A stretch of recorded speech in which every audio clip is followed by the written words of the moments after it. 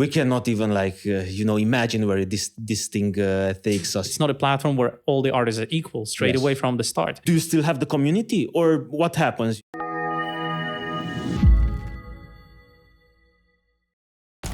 Hi guys, welcome back to the second episode.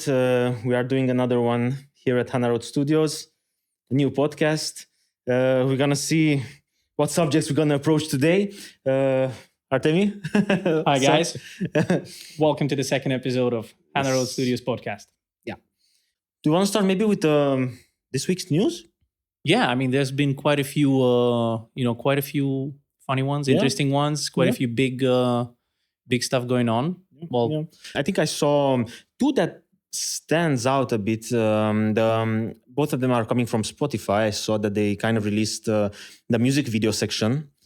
I guess they are starting to compete with YouTube, I guess. Well, I mean, they have to, because, I mean, for example, I'm a YouTube music subscriber. I actually use yes, I actually stopped using Spotify for various reasons. I mean, for personal use, I still use it, like for all the work we do. But obviously, personally, I listen to music on YouTube Music. I like the algorithm a bit more, and also features like I get to actually see the videos in the same time, and I'm able to save them and so on. I think that's the right move they're doing. I'm not sure how they're gonna. I mean, when it comes to videos, you have to understand that that's a whole thing of scaling their business, hosting wise. You have to get all the servers to host your videos in multiple locations for people to be able to access it quickly. But yeah, it's a very very interesting feature. I think once again, artists should tap into all the new features of Spotify as soon as possible to get an early bird advantage on that. No, for sure, I totally agree. And it's funny because we actually have our own ways of discovering music and videos in general. You have your own way through YouTube and through YouTube Music platform, all the YouTube platform, and I'm more into Spotify. So we always kind of find different type of songs and we combine them in the end. But we both let's say strategies or directions work well to discover music or to get discovered. This means, this means that the music videos, so many artists that I come across, they don't maybe put as much importance on music videos. And I believe that, audio and video really goes well together, especially, if you're trying to market your songs and stuff. So if you don't have a music video, you're basically missing out on a platform. You're missing out on YouTube. Or you're now going to be missing out on Spotify as well, because obviously when platforms like Spotify release new features, they are really they believe in them and they put a lot of emphasis on artists and content that kind of highlights this feature. So I think now if you create a music video, it's not just for YouTube. It actually you'll benefit a lot from the music video on Spotify, and that's something that I believe is just great. Yeah, well, I totally agree.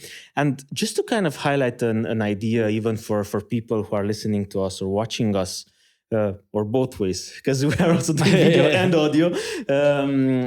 The thing is that these days, actually with all the cameras, the iPhone filming 4K, you can do lots of music videos. On top of that, let's not forget that you can buy stock footages and do music videos out of stock footages, which is way more accessible and actually have some Get ready for Sora.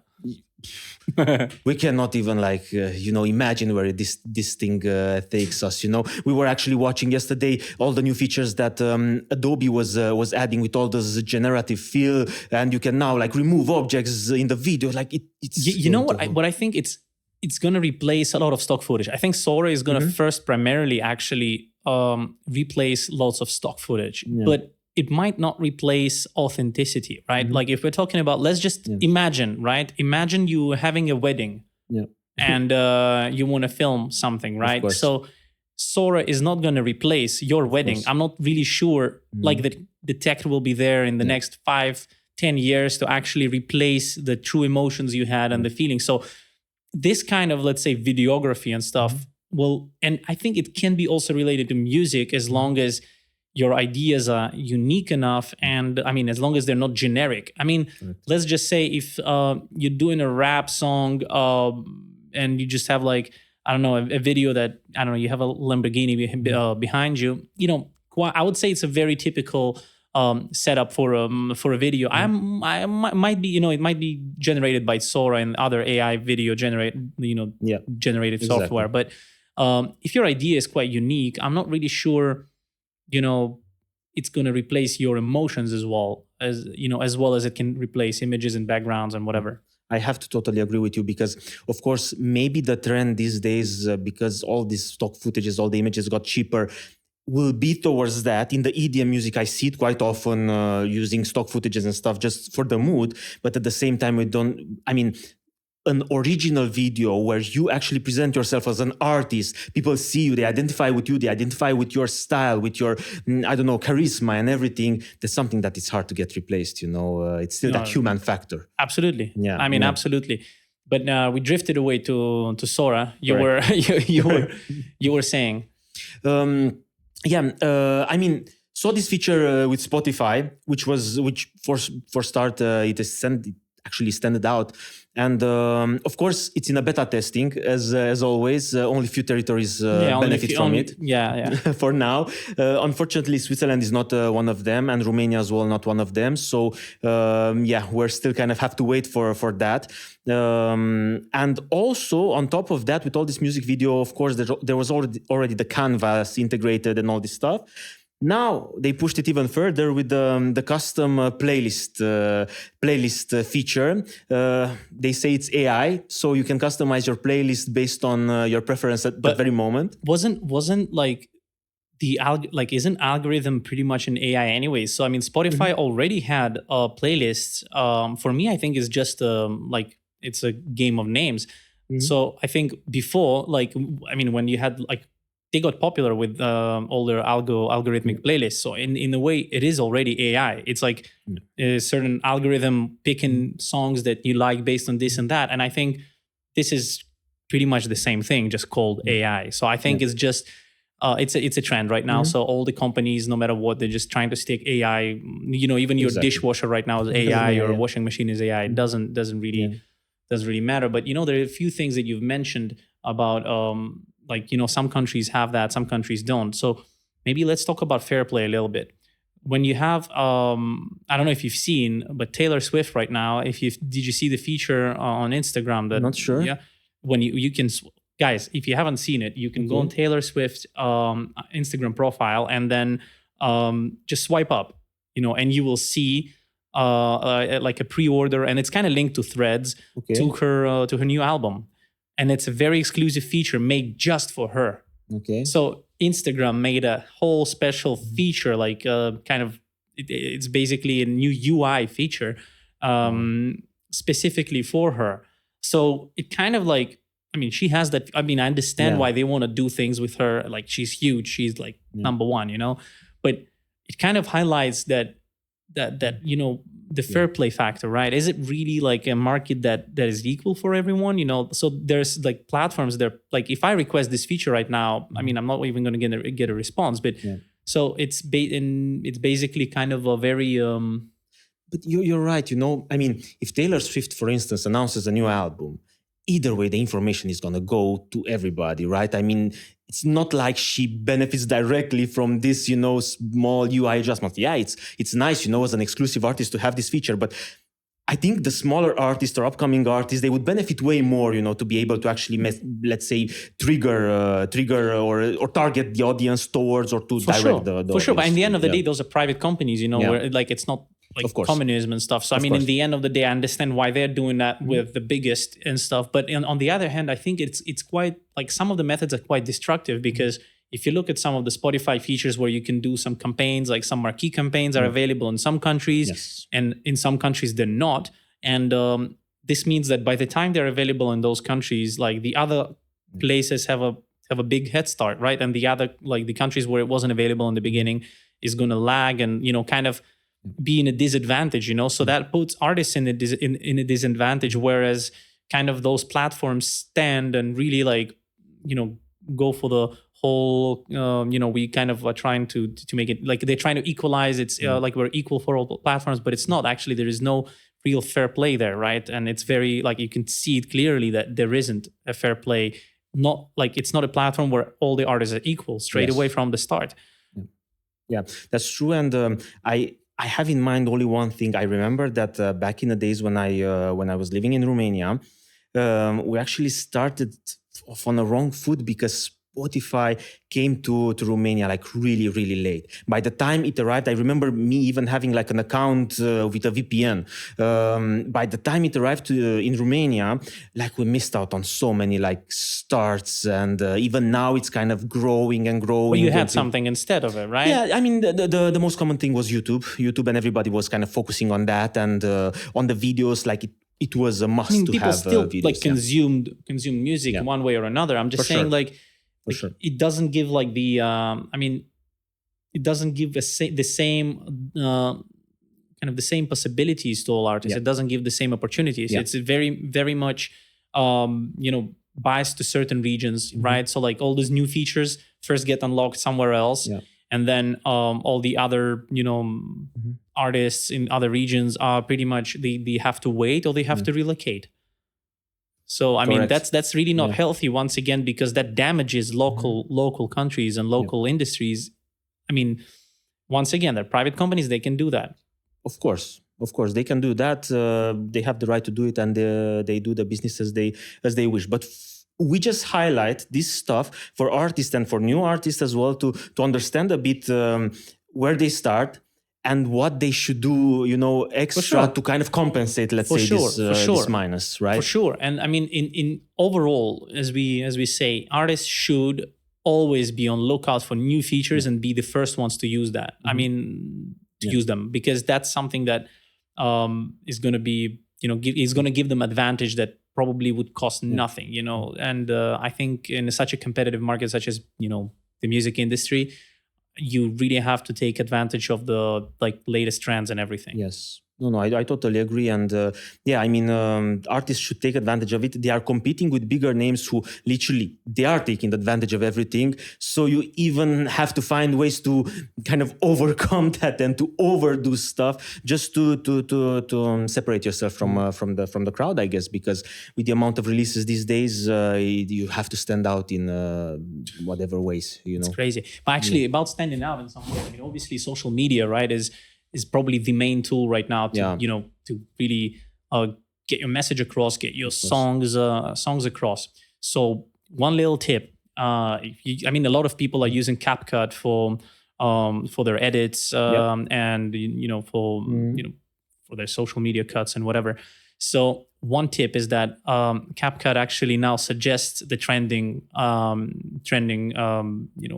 features that so on like for me, at least for me, it literally daily it says, hey, this this tool there is like trending, this music is trending, this transition is trending right now. So basically CapCut suggests certain trending transitions daily and all those kind of like trending music, so you might want to like kind of follow that as well. Like if it's trending, like you don't have to think of what you do every day, but look at what's trending every day, right? So if today in the morning you wake up and then there is a trending, I don't know, apple falling from a tree or something, and you have to catch it, well, do a video like this. I mean, don't damage your image and your brand in any way. But I mean, you might want to follow those things because you might not want to, you might not necessarily create a trend, but you might be the early bird to follow it and still benefit from this trend. And I think you can subscribe to various resources where you can find certain trends. For sure. I mean, it almost becomes, like a job where you wake up in the morning, you read the newspaper with all the trends, all the news that's happening, on Instagram. So more or less you follow your pages that suggest that, let's say, and, it's better to follow pages that actually can help your art, and help you in one way, not just to follow pages for sake of following pages as an artist, as an upcoming artist, just to kind of follow those relevant pages that teach you something regarding the trends or regarding the news.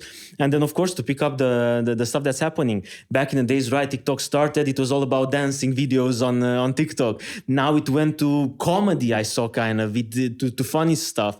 Who knows where it's going to go, like this whole idea of videos and trends. I mean, goes all the way, to, like, I mean, now you see platforms like TikTok being political, educational. It's everything right now. It's just short format. But I think people are, I'm saying you might, like, if you tell somebody you got to watch TikToks for 1 hour, they're going to go like, oh my God, that's crazy. I'm never going to do that. But yet people do. They just watch, hundreds of videos, each 7-10 seconds long for 1 hour. And that's fine. But if you tell them to watch it in one go, it's going to like sound like a burden. Watching a 1 hour video sounds crazy, but for some reason people stay like, hours on the platform watching those videos. So it's exactly the same thing. They just kind of like the short format. Maybe this should be our strategy for the podcast. We should cut the podcast in each 7 seconds and actually, I mean, guys, if you want to, if it makes it easier for you to watch, exactly for 1 hour, I mean, then we can slice it up into 10 seconds and let's see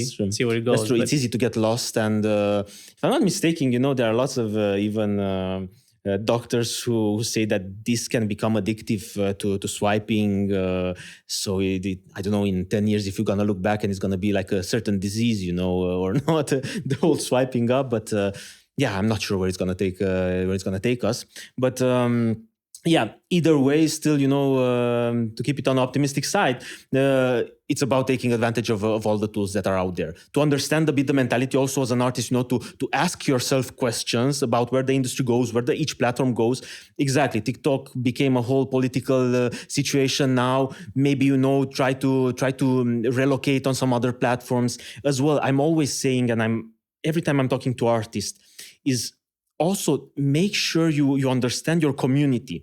Is that community there only for your Instagram, or they will follow wherever you go? If Instagram tomorrow shuts down, I don't know, something strikes the servers, right? Do you still have the community, or what happens? Once again, diversify the community. There's still I believe still that you have to use as many social medias as you can. Because once again, as you said, if Instagram gets shut down or blocked, or just gets out of fashion, what are you going to do? There are many people that started off with MySpace, had huge communities there, and they didn't catch up like on the trend of, let's say, Facebook coming. And then the same thing happened with Facebook, people having like millions on Facebook, but they couldn't really convert it into so it really is like important to make sure that your audience is very much independent of platform, and they're not just there because they're on the same platform and they just follow you just in case or something like that. So it's very important to diversify your platforms and to focus on building those, like you said, building those relationships with your fan base that last forever. That you have, but you have to give them value. It's not just them coming to, like, you have to give some. Actually, I believe in a way success on social media comes from when you give something to the audience, not the other way around. So if you're basically just, let's say, posting pictures of yourself, like cool, okay, it's not like, it's neither like, it's not informative, you're not giving anything special. You have to still, when people like, let's say, why do people watch certain movies? Because they want to, like, they're interested. It's they want to kind of spend time, or they want to laugh if it's a comedy movie. But if they want to, like, if let's say they want to laugh and they watch a movie that doesn't make them laugh, they're never going to watch it again. They want to watch good comedy, they want to watch good comedians. So it's the same thing. Some people they come like to you for something. If, let's say, you're a blogger that discusses relationships or something, or a musician that writes about like relationships and hardships and whatever, and so you might help somebody to overcome some certain difficult situations in their life, and that's going to be the value you're going to be giving. But if all of a sudden you stop doing that and you start focusing on yourself, I don't think that's going to convert very well, and it's not going to work as well for the community. No, I totally agree. And I was thinking also while you were saying that, and about what you're giving to the audience. Do you think strategy-wise, or understanding the audience now, and how you can reach to them, do you think strategy-wise, or how kind of the fragile the social media is, do you think that maybe we're going a bit backwards toward, I don't know, let's say artists gathering emails to kind of reach the audience out through direct newsletter, let's say, in case I don't know, the social media goes away. Because I was surprised to see that these days, again, the rise of vinyl sales gets higher and higher. So there are some moments where people go back to some certain stuff. Do you think it's going to happen now, the same thing kind of too? I feel that way actually, because I think in the beginning when, let's say, Instagram was taken off, it was all about like kind of a pretty picture. It was about a pretty profile, like having like, kind of, very artistic in a way. Because I mean, it came out as a kind of, I think, a platform for photographers in a way, exactly. kind of for enthusiasts in photos and images, and it kind of developed, I think, really into this whole global machine that changed people's lives, I think. But I don't think it's about this like, nice and, polished picture anymore. It's actually about the value that you're giving, and the people, that can give value, I think, are now going to get traction on those platforms. And people that are just like, kind of really, I don't even know what they're proposing on social media. I mean, they might be doing that for themselves, fine, but they end up doing it for themselves. Yeah. Well, I mean, we're gonna see where it's gonna go. But yeah, I mean, I see some trends going on, but again, it's not. I feel like the music industry is never like settled on something. Actually not since I was born. Like I'm 29, and since I'm like, it's been changing quite a bit. I actually remember having the CD players and stuff, and and then having the USBs and actually having the phones with kind of very basic music capabilities, playback capabilities and stuff. So it's been changing a lot. So I mean, obviously, I think it's in for a ride for the past 70 years in what we know. But considering like content, there's like for example, many playlists and stuff, and many there are many profiles putting up the same content, owned by the same people, basically. So you would have a group of do you know about this? I mean, I heard few info, to be honest, that these days it's just to kind of reach as many people as possible in quite a big algo game, let's say, algorithmic game. If it doesn't work, from one profile, maybe it's going to work from another new profile.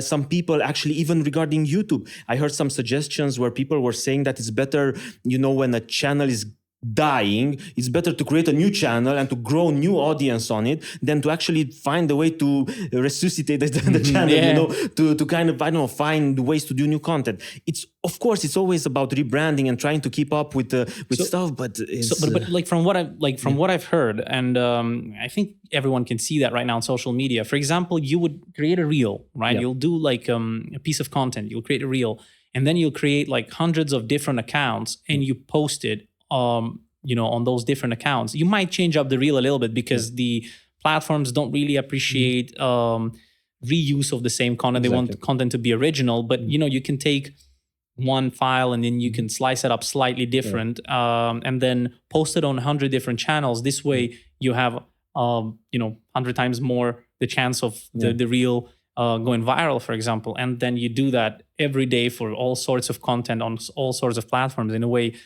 that's what we see right now. If you open like the IG kind of explore feed, I think there's so many kind of like, I would say almost like AI generated stuff, and or like kind of generated really in a very inhumane way, if I can say, So this is now another game, like, and this is another like, I think kind of obstacle in a way of an artist right now is to combat all those organizations that are doing this kind of mass production and mass flooding of content on those platforms. I almost feel like, I don't know if this whole thing has a name, but it almost feels like it's social media spamming in some sort of way, right?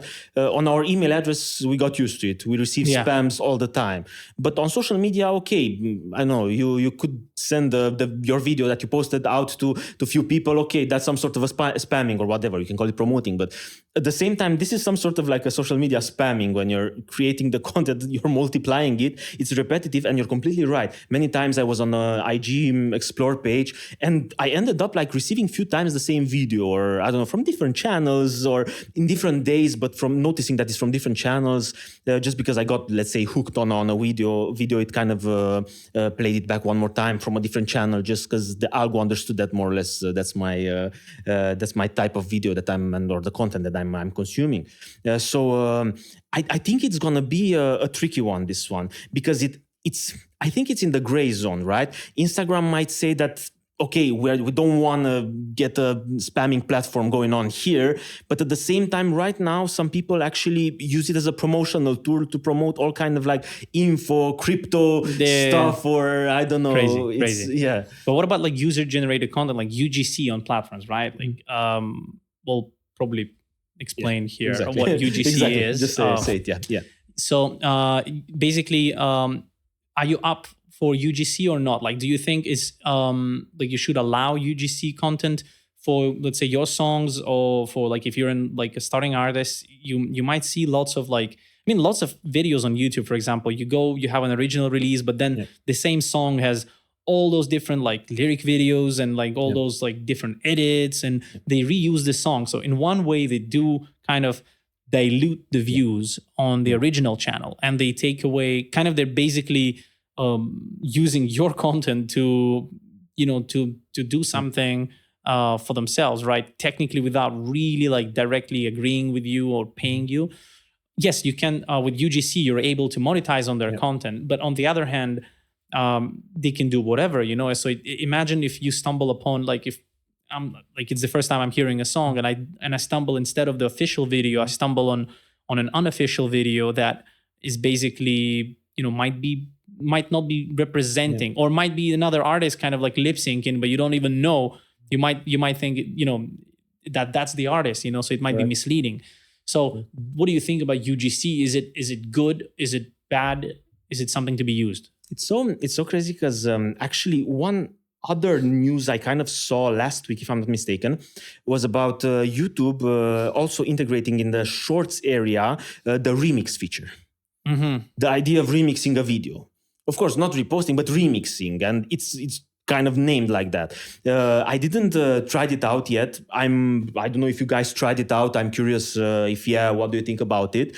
I haven't tried it out, but I saw that it's there. Also, heard some vague rumors that Spotify might be integrating as well some sort of a remix feature on the songs or on the videos, or I'm not sure exactly how it's going to be. I don't want to say something stupid, but guys, you should also double check as well. But I kind of saw some stuff, some information like that.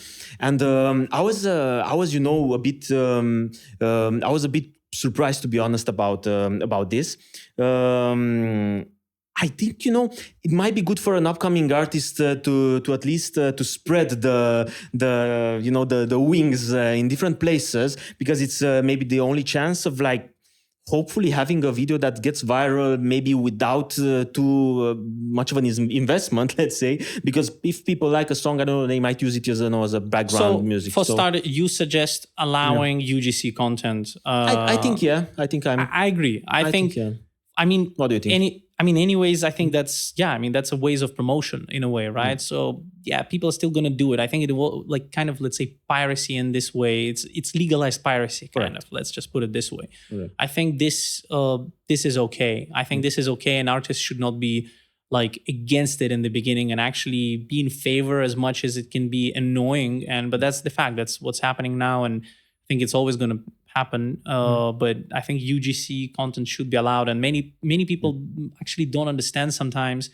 And when they upload their tracks on like platforms and distribution, they might not tick the box allow UGC content, and basically that's gonna like prevent other creators from using it. So in the end, it's not gonna spread as fast. But I mean, generally, I totally agree. It's better for you as an artist to agree on that, and to maybe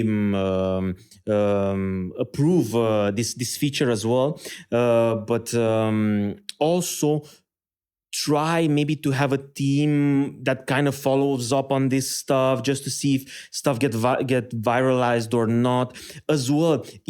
It might be a fine line of how much content is used by user, just to, let's say, and you can see it as a promotional thing, or how much is used for business purpose, because there might be businesses that might promote their products by using your song, and you might not get paid, let's say. Or agree. Just want to catch up on something with the viral stuff. You said the best way, I think, to find the best way to see if your track gets viral or it's getting, some traction somewhere is, I think, by using Chartmetric. I think it's one of the platforms that people and artists and industry professionals should be using.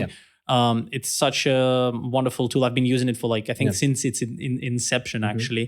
And it's one of those tools that really cover lots of areas, and at a glance, it's really great for A&R. It's great for artists, for managers. You can track new playlist additions. You can track what kind of countries are charting right now, etc. And based on that, it gives you lots of data. It gives you lots of comparative data if you want to compare yourself or this one track to another track, or playlists. You can see the breakdown of different labels on this playlist. You can see the different kind of music that's there, and so on. So guys, make sure you use Chartmetric, and at least check it out. And I think you'll be grateful to know about this.